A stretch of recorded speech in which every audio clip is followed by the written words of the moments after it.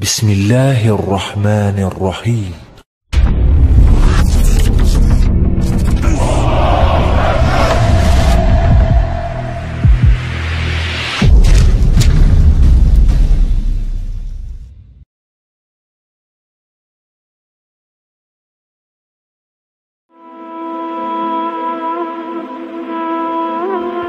Bismillahirrahmanirrahim. Assalamualaikum warahmatullahi wabarakatuh.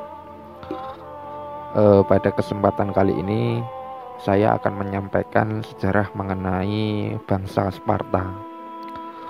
Bangsa Sparta ini merupakan bangsa yang memiliki kekuatan militer yang sangat tangguh di Yunani.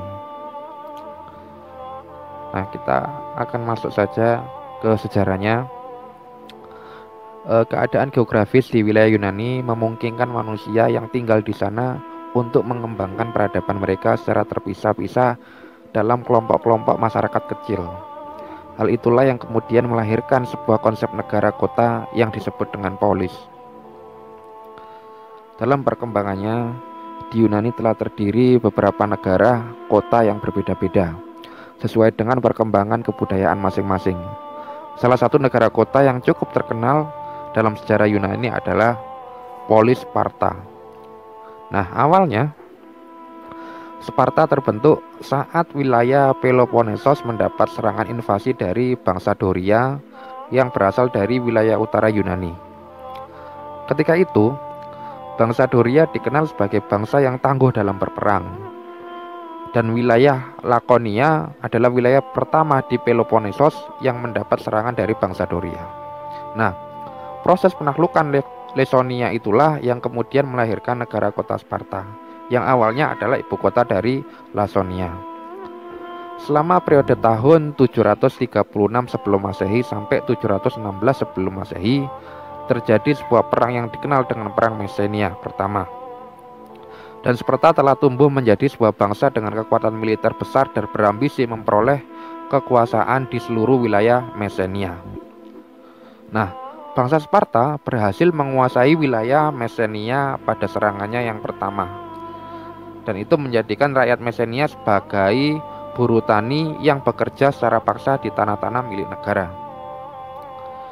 Dan pada tahun 650 sebelum Masehi sampai 630 sebelum Masehi, terjadi sebuah pemberontakan yang dilakukan oleh bangsa Messina, di mana mereka ingin membebaskan diri dari kekuasaan Sparta. Peristiwa pemberontakan ini kemudian dikenal dalam sejarah sebagai Perang Messina kedua. Akan tetapi, pemberontakan yang dilakukan tidaklah mampu menghancurkan kekuatan militer bangsa Sparta yang ketika itu mempunyai kekuatan yang sangat luar biasa.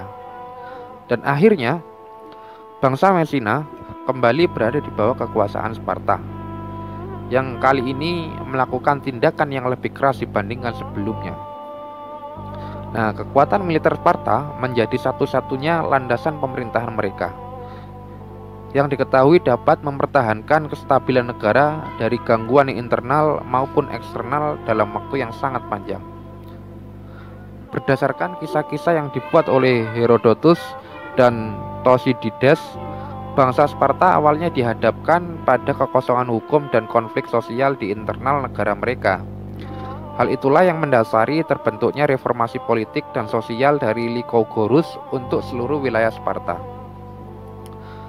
Nah, reformasi yang dilakukannya itu berhasil membentuk kembali Sparta dengan kekuatan yang baru, yaitu berbasis militer. Salah satu poin reformasi militer yang dikeluarkan adalah adanya wajib militer bagi semua laki-laki yang berusia antara 7 tahun sampai 60 tahun. Bahkan mereka yang berasal dari kalangan militer telah dididik sejak kecil agar menjadi prajurit yang tangguh.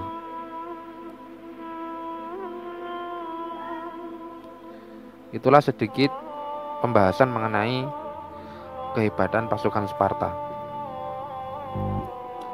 Nah, bangsa Sparta adalah kelompok orang Yunani yang tinggal di negara kota Sparta. Pasukan Sparta terkenal sebagai salah satu pasukan tempur terhebat di Yunani kuno. Dan Sparta menjadi besar karena sistem hukumnya yang sangat unik, dibuat oleh pembuat hukum yang terkenal yang bernama Lycurgus. Dia membagi tanah di antara orang Sparta, membuat 10.000 bagian lahan. Ini berarti pada masa awalnya Sparta memiliki 10.000 tentara dalam pasukannya. Hukumnya membuat Sparta berjaya sejak tahun 750-an sebelum Masehi hingga 450-an sebelum Masehi, ketika hukumnya ditaati secara ketat. Nah, setiap aspek dalam masyarakat Sparta diarahkan untuk membentuk tentara yang sempurna. Setiap bayi yang lahir akan diperiksa, dan jika menampakkan kekurangan, kelainan, atau penyakit, maka sang bayi akan langsung dibuang. Dalam masa pertumbuhannya, para lelaki Sparta menjalani pelatihan yang amat keras dan brutal, yang disebut dengan agoge, yang bahkan dipercaya sebagai pelatihan terkeras yang pernah dilakukan. Akibat pelatihan keras itu, ketika dewasa, para lelaki Sparta menjadi prajurit yang sangat tangguh. Bahkan, para wanita Sparta juga diharuskan untuk melatih kemampuan fisik mereka, baik untuk mempersiapkan diri dalam menghadapi proses melahirkan, maupun untuk bertugas sebagai garis pertahanan terakhir di Sparta dalam menghadapi invasi musuh.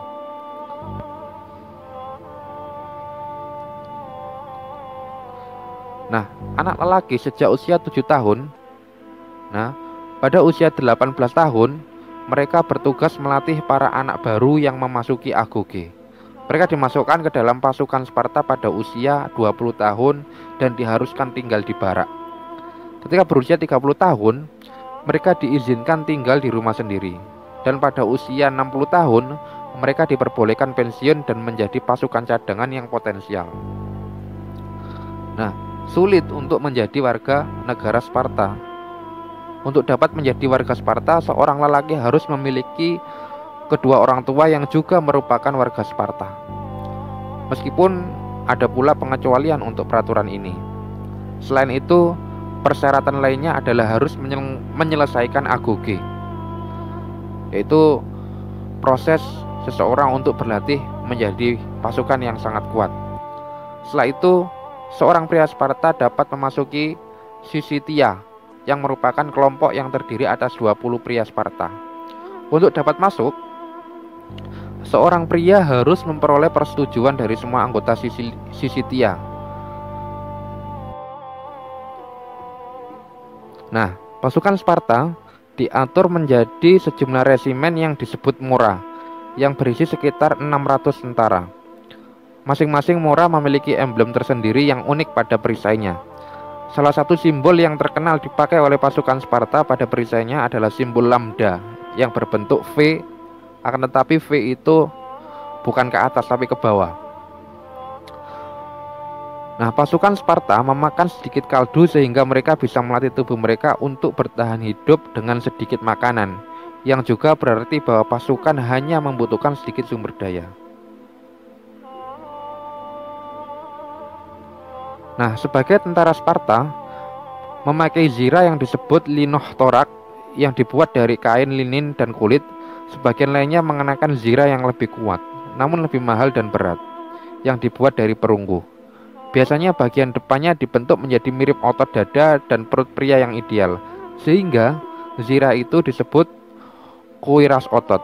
Semua tentara Sparta memakai helm perunggu yang disebut helm Korintos. Helm ini menutupi sebagian besar kepala dengan hanya menyisakan bukaan pada bagian mata dan bagian tengah mulut. Helm ini juga melindungi bagian belakang leher. Di bagian atasnya dipasangi bulu-bulu untuk menakuti musuh. Karena bentuknya yang menutupi kepala, helm ini memberikan perlindungan yang besar, namun sangat mengurangi tingkat penglihatan dan pendengaran dalam pertempuran. Nah, pelindung lainnya yang dipakai oleh pasukan Sparta adalah greaves atau pelindung kaki, yaitu sepasang lempengan perunggu untuk menutupi betis dan lutut.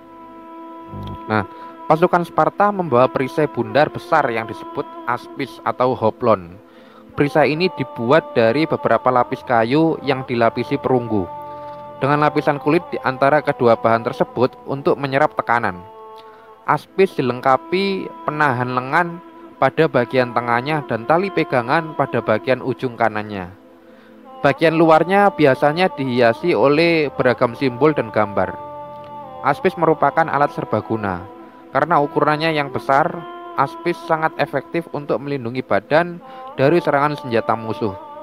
Selain itu, karena beratnya, aspis juga dapat digunakan sebagai senjata yang cukup efektif untuk menghantam musuh. Aspis dapat pula digunakan untuk mengangkut mayat prajurit yang telah gugur, sehingga muncul suatu pepatah dari Sparta, yaitu mereka mengatakan, "Pulanglah dengan membawa perisaimu atau dengan berada di atasnya." Nah, kalimat ini biasanya diucapkan oleh para istri yang akan ditinggalkan suaminya ke medan perang. Demikian yang dapat saya sampaikan.